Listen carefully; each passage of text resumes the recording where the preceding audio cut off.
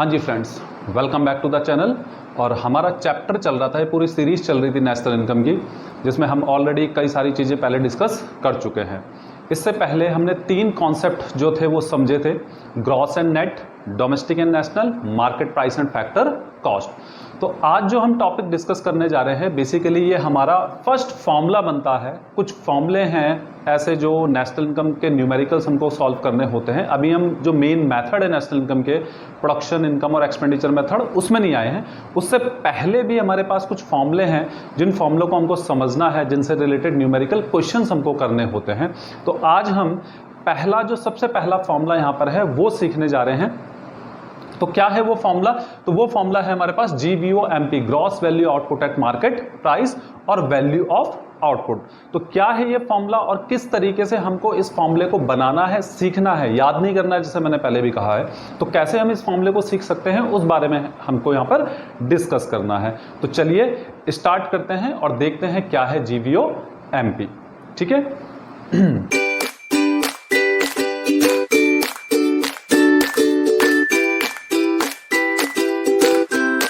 GVOMP means gross value output at market price और value of output. तो इसे हम gross value output at market price या simple value of output के नाम से भी जानते हैं। तो पहले समझ लेते हैं ये वैल्यू ऑफ आउटपुट होता क्या है।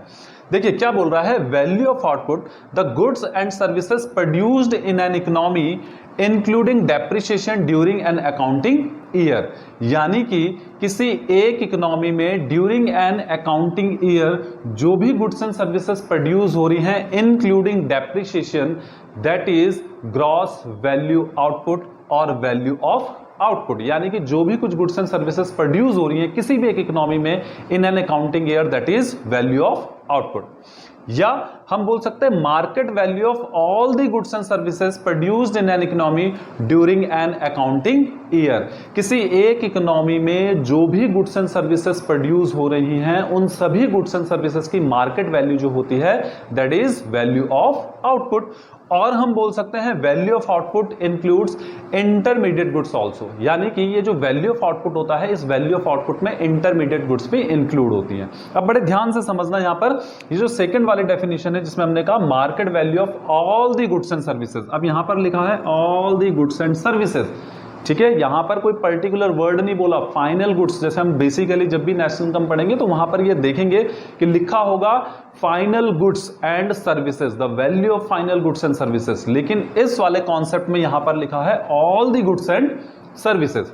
अब इस all the goods and services का मतलब क्या है? इस all the goods and services का मतलब होता है कि यानी कि इस वैल्यू ऑफ आउटपुट में, जब हम बात करते हैं वैल्यू ऑफ आउटपुट में, तो इस वैल्यू ऑफ आउटपुट में जो हमारी इंटरमीडिएट गुड्स है ना, इस इंटरमीडिएट गुड्स एंड जो फाइनल गुड्स हैं, सभी तरीके की गुड्स को हम क्या करते हैं, इंक्लूड कर लेते हैं। यानी कि जो भी कुछ प्रोडक्शन हो रहा है, ओवरऑल जो भी कुछ प्रोडक्शन हुआ, weather it is intermediate goods और फाइनल गुड्स, डजंट मैटर। यानी जो भी कुछ प्रोडक्शन हुआ, सभी चीज का प्रोडक्शन हमने क्या कर लिया, इस वैल्यू ऑफ आउटपुट में इंक्लूड कर लिया। और इसीलिए यहां पर लिखा भी है value of output includes the intermediate goods also. इसमें इंटरमीडिएट गुड्स भी क्या होती हैं, इंक्लूड होती हैं। तो किसी एक कंट्री में, किसी एक अकाउंटिंग ईयर में जो भी कुछ गुड्स एंड सर्विसेज प्रोड्यूस हो रही हैं, all type of goods and services, whether it is intermediate goods और whether it is final goods, doesn't matter, जो भी कुछ गुड्स एंड सर्विसेज प्रोड्यूस होंगी उन सभी गुड्स एंड सर्विसेज की मार्केट वैल्यू जो होंगी, उस मार्केट वैल्यू का सम क्या होगा, हमारा वैल्यू ऑफ आउटपुट के इक्वल होगा, या जिसको हम GVOMP भी बोलते हैं, gross value output at market price. ठीक है, आई होप ये इतना क्लियर हो गया होगा। अब इसको थोड़ा सा और डिटेल में समझते हैं और एक एग्जाम्पल की हेल्प से मैं आपको इसको समझाता हूं कि ये क्या होता है। ठीक है, तो चलिए आइए देखिए और समझिए। तो चलिए देखिए वैल्यू ऑफ आउटपुट है क्या। वैल्यू ऑफ आउटपुट आप ये मानिए कि ये क्या है, हमारे पास आउटपुट है। ठीक है, ये एक बहुत बड़ा O है, आउटपुट। और ये जो सर्कल मैंने बनाया हुआ है, बड़ा सा आउटपुट मैंने यहां पर लिखा है, ये मान लीजिए ये क्या है, ये हमारी डोमेस्टिक टेरिटरी है। ठीक है, इंडिया की डोमेस्टिक टेरिटरी है। और इस डोमेस्टिक टेरिटरी में हमें मालूम है, किसी भी डोमेस्टिक टेरिटरी में there are 3 sector according to the production sector, that is primary sector, secondary sector and tertiary sector. Primary, secondary and tertiary sector means agricultural, industrial sector and service sector. There are 3 types of sectors in an economy. तो ये हमारी एक economy है और इस economy में 3 sectors है, ठीक है ना। अब ये प्राइमरी सेक्टर है, एग्रीकल्चर सेक्टर है।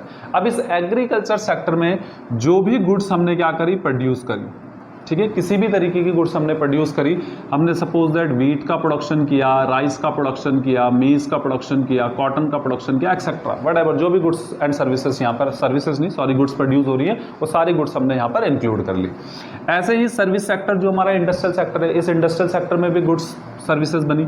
तो यहाँ पर जो गुड्स बनी है, सपोज दैट हमने कार बनाई, हमने यहाँ पर बाइक का प्रोडक्शन किया, हमने मोबाइल का प्रोडक्शन किया, हमने सपोज दैट एसी बनाया, फैन बनाया, टीवी बनाया, जो भी कुछ है वो सब यहाँ पर हमने प्रोड्यूस किया। और इसी तरीके से टर्सरी सेक्टर क्या करता है, बेसिकली सर्विस प्रोवाइड करता है, इसलिए हम इसको सर्विस सेक्टर भी बोलते हैं। अब इस सर्विस सेक्टर में सपोज दैट ट्रांसपोर्ट की सर्विस हमने ली, ठीक है, बैंकिंग सर्विस हमने ली, इसी तरीके से फाइनेंस सर्विस हमने ली, टीचर की सर्विस, डॉक्टर की सर्विस, और जो भी सर्विसेज है सारी सर्विसेज ली। तो प्राइमरी सेक्टर में जो भी गुड्स प्रोड्यूस किए किसी भी तरीके के, इंटरमीडिएट, फाइनल, फिर बोल रहा हूं ध्यान रखना, बार बार बड़े ध्यान से इसको समझो, जो भी गुड्स प्रोड्यूस किए। सेकेंडरी सेक्टर में भी जो भी गुड्स हमने प्रोड्यूस किए, और इसी तरीके से टर्सरी सेक्टर में जो भी सर्विसेज प्रोड्यूस हुई। तो अगर इन सभी गुड्स एंड सर्विसेज को क्या कर लिया जाए, ऐड कर लिया जाए, तो इन सभी गुड्स एंड सर्विसेज की मार्केट वैल्यू का जो सम होता है, वही मार्केट वैल्यू का सम क्या कहलाता है, हमारा GVOMP कहलाता है, means gross value output at market price. Primary sector में प्रोडक्शन हुआ, जो भी चीज का प्रोडक्शन हुआ, जिस भी तरीके की गुड्स का प्रोडक्शन हुआ। सर्विस सेक्टर में प्रोडक्शन हुआ, कैसी भी गुड्स का प्रोडक्शन हुआ। टर्सरी सेक्टर है, सर्विस सेक्टर है, जो भी कुछ सर्विसेज हमने ली। तो ये प्राइमरी, सेकेंडरी, टर्सरी, तीनों के प्रोडक्शन को, गुड्स एंड सर्विसेज के प्रोडक्शन को ऐड कर लो, उसको ऐड करके जो भी मार्केट वैल्यू आएगी, वही मार्केट वैल्यू का सम क्या कहलाएगा, हमारा gross value output at market price कहलाएगा। Means total value of output कहलाएगा कि कितना ओवरऑल बेसिकली क्या हुआ है, प्रोडक्शन हुआ है इकोनॉमी में, ठीक है। तो ये बात समझ में आई होगी, आई होप, कि ये जो गुड्स एंड सर्विसेज का प्रोडक्शन हो रहा है एक इकोनॉमी में, प्राइमरी, सेकेंडरी, टर्सरी सेक्टर में, इन सभी गुड्स एंड सर्विसेज के जो मार्केट वैल्यू होंगी, उन मार्केट वैल्यू का सम क्या होगा, GVOMP होगा, ठीक है। अब आगे इसको और समझते हैं और देखते हैं कि और क्या चीजें हम इसमें देख सकते हैं। तो चलिए आइए और समझते हैं। चलिए देखिए, अब बात आती है कि हम बात कर रहे हैं मार्केट वैल्यू का सम, जो भी हमने प्रोडक्शन किया उसकी मार्केट वैल्यू का सम जो है वो GVOMP है। तो ये जो मार्केट वैल्यू है, इस मार्केट वैल्यू को हम कैलकुलेट करेंगे कैसे, तो इसको देखिए कैलकुलेट हम कैसे करते हैं। तो हमें मालूम है कि अगर हमें किसी चीज की मार्केट वैल्यू निकालनी है, तो उसका एक सिंपल सा तरीका होता है कि हम ये देख लें कि जो ओवरऑल सेल्स हो रही है ना मार्केट में, ये ओवरऑल सेल्स कितनी है, इसके बेसिस में हम वैल्यू निकाल सकते हैं, सिंपल सी बात है। और सेल्स कैसे कैलकुलेट करते हैं, तो सेल्स कैलकुलेट करने का तरीका आपको पता है, माइक्रो इकोनॉमिक्स में भी आपने पढ़ा है, रेवेन्यू वाला चैप्टर पढ़ा होगा, उसमें देखा था कि जो भी प्राइस है प्रोडक्ट का, उसको मल्टीप्लाई कर दो किससे, क्वांटिटी के साथ। तो प्राइस को क्वांटिटी के साथ मल्टीप्लाई कर देंगे तो क्या निकल आएगा, हमारा सेल निकल आएगी, ठीक है ना। तो अब कितनी सेल हुई उसको कैलकुलेट करना है, तो प्राइस मल्टीप्लाई बाय क्वांटिटी कर दो। अब फॉर एग्जांपल के लिए जैसे एक एग्जांपल ले लेते हैं, मान लो मेरे पास ये मार्कर है, ठीक है। तो जो ये एक मार्कर है, सपोज दैट ये जो 1 मार्कर है, इस 1 मार्कर का जो प्राइस है फॉर एग्जांपल के लिए कितना है, 25 रुपीज़ है। यानी कि एक मार्कर जो है वो कितने का है, 25 रुपीज़ का है। अब मान लो कि एक सेलर है जो ये मार्कर सेल करता है, उसके पास कितने मार्कर अवेलेबल है, 100 मार्कर्स अवेलेबल है। यानी कि कितनी क्वांटिटी है मार्कर की, 100 क्वांटिटी है, ठीक है ना। अब 100 क्वांटिटी है मार्कर की और प्राइस कितना है, 25 है। तो हमने देखा कि उसने क्या किया, उसने सेल करी। तो उसने कितने की सेल करी, मार्कर जो उसने सेल की है उससे कितनी वैल्यू निकली, तो उस वैल्यू को निकालने के लिए हम क्या कर देंगे, ये जो प्राइस है मार्कर का उसको मल्टीप्लाई कर देंगे कि कितने मार्कर उसने क्या किए हैं, सेल किए हैं। अब फॉर एग्जांपल के लिए देखो, सपोज दैट 25 प्राइस था और मान लेते हैं कितने मार्कर उसने, 50 मार्कर उसने क्या किए, सेल किए। तो 25 मल्टीप्लाइड बाय कर दो 50, तो कितना हो गया, ये हो गया हमारा 1250 रुपीज। यानी कि 1250 रुपीज का उसने क्या किया, यहां पर सेल किया। अब मैंने यहां पर बोला कि मार्कर कितने हैं, 100 हैं, लेकिन हमने यहां पर लिखा कि कितनी क्वांटिटी उसने सेल करी, 50 क्वांटिटी उसने सेल करी। तो अब उसके पास कितने मार्कर बच गए, 50 मार्कर्स उसके पास अभी अवेलेबल हैं। अब ये 50 मार्कर्स क्या होंगे, तो ये 50 मार्कर क्या हो गए उसके स्टॉक में चले गए। कहां चले गए, स्टॉक में, क्योंकि वो अनसोल्ड स्टॉक है, वो सेल हुआ नहीं। तो यानी इसका मतलब क्या हुआ कि अगर मुझे ओवरऑल वैल्यू ऑफ आउटपुट निकालनी है कि कितना टोटल सेल हो रहा है, तो वो वैल्यू ऑफ आउटपुट जो हम निकालेंगे तो वो कैसे हम कैलकुलेट कर सकते हैं। देखिए, तो वैल्यू ऑफ आउटपुट अगर मुझे फाइंड आउट करना है तो सिंपल सा तरीका है। क्या तरीका हो गया कि भाई टोटल सेल कितनी करी हमने, तो टोटल सेल देखो कितने की हुई, ये इतने की हुई, तो सेल्स हो गया और प्लस अब कुछ मार्कर्स ऐसे भी थे जो सेल नहीं हुए, यानी कि जो उसके क्या है, स्टॉक में है, तो हम इस स्टॉक को भी यहां लिख लेंगे। तो इसको बेसिकली हम लिखते हैं change in stock, delta stock. और चेंज इन स्टॉक होता क्या है, तो जो हमारा क्लोजिंग स्टॉक है उस क्लोजिंग स्टॉक में से ओपनिंग स्टॉक को माइनस कर दो तो हमारा चेंज इन स्टॉक निकल आता है। ठीक है ना। तो अब देखो सेल कितने की हुई थी, यहां पर सेल हुई थी 1250 प्लस जो स्टॉक उसके पास बचा है, कितने मार्कर का बचा है, 50 मार्कर का। और इस 50 मार्कर को वापस से 25 के से मल्टीप्लाई कर दो तो कितना आ जाएगा, वापस से 1250 आ जाएगा। तो ये हो गया 1250। अब 1250 प्लस 1250 दोनों को ऐड कर लो, तो दोनों को ऐड करके कितना आ जाएगा, ये आ जाएगा हमारा 2500। तो ये 2500 जो है हमारा, ये क्या है, वैल्यू ऑफ आउटपुट है, जिसे हम क्या बोलते हैं, GVOMP भी बोलते हैं, means gross value output at market price. ठीक है। तो इस तरीके से हम क्या फाइंड आउट करते हैं, वैल्यू ऑफ आउटपुट को फाइंड आउट करते हैं, कैलकुलेट करते हैं। तो क्या तरीका होता है इसको कैलकुलेट करने का, कि जो भी सेल्स हुई है और जो भी हमारे पास स्टॉक है दोनों को ऐड कर दो, दोनों को ऐड करके हमें वैल्यू पता चल जाएगी कि ओवरऑल कितना प्रोडक्शन जो है वो इकोनॉमी में हुआ है। ठीक है। तो ये एक सिंपल सा एग्जांपल है, आप इसको चाहे प्राइमरी सेक्टर के बेसिस पे ले लो, सेकेंडरी के या टर्सरी सेक्टर के बेसिस में। प्राइमरी सेक्टर में कितना प्रोडक्शन हुआ, कितना टोटल सेल करी, कितना स्टॉक में बचा है, ऐड कर लो, प्राइमरी सेक्टर यानी कि एग्रीकल्चर सेक्टर का वैल्यू ऑफ आउटपुट निकल आएगा। इसी तरीके से सेकेंडरी सेक्टर में क्या प्रोडक्शन हुआ, कितना सेल हुआ, कितना स्टॉक बचा है, ऐड कर लो। इसी तरीके से सर्विस सेक्टर, टर्सरी सेक्टर में क्या क्या सर्विसेज प्रोड्यूस हुई, कितना सेल हुआ, कितना स्टॉक है, ऐड कर लो। तो इस तरीके से सबको क्या कर लेंगे हम, प्राइमरी सेकेंडरी टर्सरी सेक्टर को फाइनली ऐड कर लेंगे। तो उसको ऐड करके पूरा ओवरऑल हमारा वैल्यू ऑफ आउटपुट निकल आएगा कि कितनी ओवरऑल वैल्यू ऑफ आउटपुट आ रही है या GVOMP आ रहा है। ठीक है। तो आई होप ये क्लियर हुआ होगा कि किस तरीके से हम GVOMP को क्या करते हैं, कैलकुलेट करते हैं। ठीक है। चलिए अब इसके बाद कुछ और चीजें देखते हैं इसमें और कुछ और चीजें समझ। तो चलिए देखिए, अब GVOMP हमने देख लिया कैसे कैलकुलेट करते हैं, sales plus change in stock. तो इस तरीके से हमारा GVOMP की वैल्यू आ जाती है। लेकिन अब ये एक तरीका है, अभी हमारे पास एक और मेथड है इस GVOMP को कैलकुलेट करने का। वो देखिए कि वो मेथड क्या है। तो हमने स्टार्टिंग में जैसे देखा था कि जो ग्रॉस वैल्यू आउटपुट होता है ये क्या होती है, मार्केट वैल्यू होती है। ठीक है। सिर्फ कीवर्ड्स बता रहा हूं, जैसे मैंने पहले भी कहा है कीवर्ड्स ध्यान रखा करो, बाकी कोई और दिक्कत नहीं होने वाली आपको फिर समझने में। क्या होती है, मार्केट वैल्यू होती है। किसकी मार्केट वैल्यू होती है, ऑल गुड्स एंड सर्विसेज। ठीक है। All goods and services including depreciation, जिसमें क्या होता है, डेप्रिसिएशन भी इंक्लूड होता है। ठीक है। तो यह है market value of all the goods and services including depreciation. अब ये यहां पर हमने देखा था कि जब ऑल गुड्स एंड सर्विसेज की हम बात कर रहे थे तो यहां पर किस तरीके की गुड्स भी थी, इंटरमीडिएट गुड्स भी हमारी इंक्लूड थी। ठीक है ना। इंटरमीडिएट गुड्स की वैल्यू भी हम यहां पर ले लेते हैं। तो अब देखिए, हमने कहा कि एक इकोनॉमी में क्या हो रहा है, प्रोडक्शन हो रहा है। क्या हो रहा है, प्रोडक्शन हो रहा है। और इस प्रोडक्शन को करने के लिए हमें मालूम है हमें किसकी रिक्वायरमेंट होती है, फैक्टर्स ऑफ प्रोडक्शन की रिक्वायरमेंट होती है। और फैक्टर ऑफ प्रोडक्शन बेसिकली क्या होते हैं हमारे पास, land, labour, capital and entrepreneurship. ठीक है। अब ये जो फैक्टर्स क्या किए जा रहे हैं, लगाए जा रहे हैं प्रोडक्शन में, इन फैक्टर्स को रिटर्न में क्या मिलता है, फैक्टर इनकम मिलती है। तो फैक्टर इनकम क्या मिलती है, जैसे लैंड है तो इसको क्या मिलेगा, इसको मिलेगा रेंट।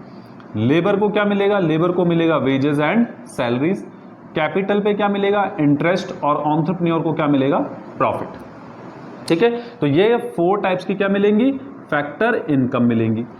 तो ये फैक्टर इनकम किस चीज में मिली, ये जो फैक्टर्स ऑफ प्रोडक्शन यूज किए हैं। तो अब देखिए, अब हमने कहा कि जो ओवरऑल प्रोडक्शन हमारा हो रहा है, ठीक है, जो भी आउटपुट हम प्रोड्यूस कर रहे हैं, तो ये आउटपुट जो एक्चुअल बन रहा है वो किन किन चीजों को ऐड करके बन रहा है।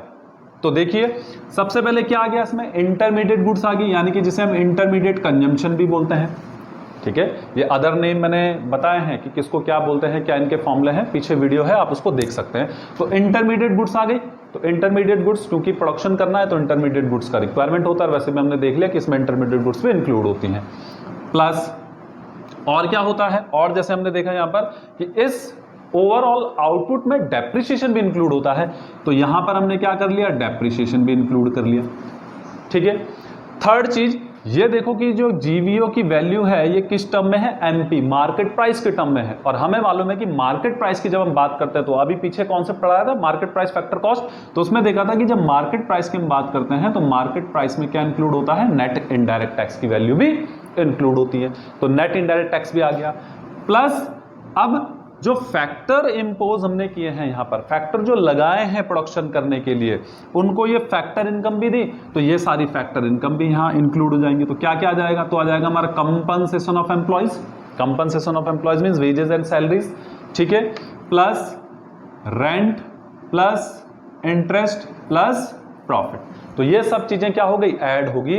तो इन सभी चीजों को ऐड कर कर हमारा क्या निकल आएगा, टोटल वैल्यू ऑफ आउटपुट, यानी कि जीवीओ एमपी निकल आएगा। तो यानी क्या क्या ऐड किया हमने, इंटरमीडिएट कंजम्पशन, क्योंकि ऑल गुड्स एंड सर्विसेज बोला है तो इंटरमीडिएट गुड्स भी आ गई, तो इंटरमीडिएट कंजम्पशन। अब ग्रॉस वैल्यू है क्योंकि ये, तो ग्रॉस में भी हमें मालूम है, ग्रॉस में क्या इंक्लूड होता है, डेप्रिसिएशन इंक्लूड होता है, तो डेप्रिसिएशन भी आ गया। मार्केट प्राइस के टर्म में हम कैलकुलेट कर रहे हैं, तो मार्केट प्राइस में एनआईटी आता है, तो एनआईटी भी हो गया।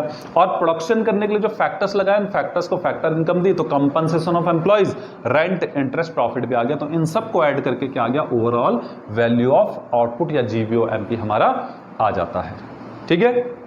तो यानी जीवीओ एमपी निकालने के लिए हमारे पास एक फॉर्मूला तो है sales plus change in stock, और सेकेंड फॉर्मूला है IC plus dep plus NIT plus COE plus RIP, rent, interest, profit, ठीक है।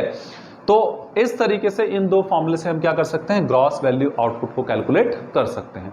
लेकिन जैसे मैंने पहले भी कहा है कि याद नहीं करना हमको, हमें तो क्या करना है, चीजों को सीखना है। तो अब ये इतना याद ना करना पड़े, या मान लो चलो इसी को याद करना पड़े, इसके बाद के जो फॉर्मूले हैं उन्हें हमें याद ना करना पड़े, तो हम क्या, हमारे पास ऐसा मेथड है कि जिससे हम उसको याद ना करें, हम खुद से ही फॉर्मूले बना लें।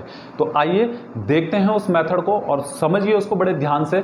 अब सिर्फ आपको क्या करना है, ज़्यादा से ज़्यादा यही फॉर्मूला आपको याद रखना पड़ेगा, इसके अलावा बाकी फॉर्मूले आप अपने आप बना सकते हो, जो मेथड मैं आपको यहाँ पर बताने जा रहा हूँ, ठीक है। तो आइए और देखिए। तो देखिए, अब ये तरीका है जिससे आपको इस फॉर्मूले को याद रखना है, और सिर्फ इसी फॉर्मूले को याद रखना है, इसके बाद बाकी फॉर्मूले याद रखने की आपको रिक्वायरमेंट नहीं है, उसके बाद सारे फॉर्मूले आप अपने आप से बनाओगे। तो मैंने क्या किया, देखो मैंने ए साइड और बी साइड इस तरीके से एक कॉलम बनाया, और ए साइड में कुछ कंटेंट्स लिखे हैं और बी साइड में कुछ कंटेंट्स लिखे हैं। तो आपको भी क्या करना है, ऐसे ही ए साइड बी साइड करके याद रखना है। अब देखो, जो ए साइड है, इस ए साइड में मैंने ये 7 कंटेंट्स लिखे हैं और बी साइड में 2 कंटेंट्स लिखे हैं, ठीक है। तो ए साइड में क्या क्या है, intermediate consumption, depreciation, net indirect tax, compensation of employees, rent, interest and profit, और बी साइड में है sales plus change in stock. तो बस अब आपका फॉर्मूला जो है वो यही फॉर्मूला है। देखो ये ए साइड, ये बी साइड, बी साइड में कंटेंट्स कम है, सिर्फ क्या है, सेल्स और चेंज इन स्टॉक है। तो आपको कुछ नहीं करना, आपको क्वेश्चन में ये देखना है क्या ये बी साइड वाले दोनों कंटेंट्स क्वेश्चन में अवेलेबल हैं, यानी कि हमको सेल्स और चेंज इन स्टॉक गिवन है। इफ यस, ये sales and change in stock given है, तो आपको कुछ नहीं करना, इन दोनों को ऐड कर लेना है। दोनों को ऐड करोगे तो आपका जीवीओ एमपी आ जाएगा। अगर इनमें से कोई एक भी मिसिंग होगा, तो ये 7 कंटेंट्स पूरे दिए होंगे, तो फिर आपको क्या कर लेना है, इन 7 के 7 कंटेंट्स को ऐड कर लेना है। इन 7 कंटेंट्स को जैसे ही ऐड करोगे, इनको भी ऐड करके आपका जीवीओ एमपी आ जाएगा। तो ध्यान रखना, इन 7 के 7 कंटेंट्स का सम और इन 2 कंटेंट्स का सम क्या होता है, इक्वल ही होता है, यानी कि दोनों का सम क्या आएगा, इक्वल आएगा। ऐसा नहीं है कि इसको ऐड करके कुछ और, इसको ऐड करके कुछ और आएगा, दोनों इक्वली आएंगे और दोनों से ही क्या निकलेगा, जीवीओ एमपी निकलेगा। ठीक है।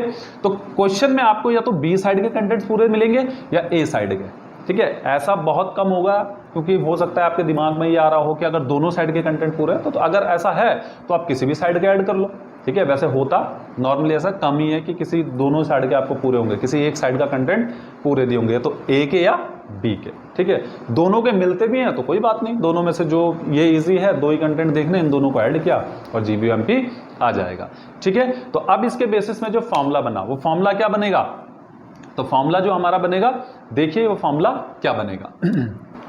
तो देखिए जो फॉर्मूला बनेगा, फॉर्मूला क्या बनेगा, तो फर्स्ट पहले बी वाला छोटा है क्योंकि इसलिए मैंने बी वाला पहले लिख दिया। तो फर्स्ट फॉर्मूला बना GVOMP equals to sales plus change in stock, ये बी साइड का फॉर्मूला बन गया। अगर इसमें से कोई एक चीज मिसिंग है तो ए साइड वाला फॉर्मूला, तो फॉर्मूला क्या बना, intermediate consumption plus depreciation plus net indirect tax plus compensation of employees plus rent plus interest and plus profit. तो ये आपका जो है फर्स्ट फॉर्मूला बन गया gross value output at market price या वैल्यू ऑफ आउटपुट का।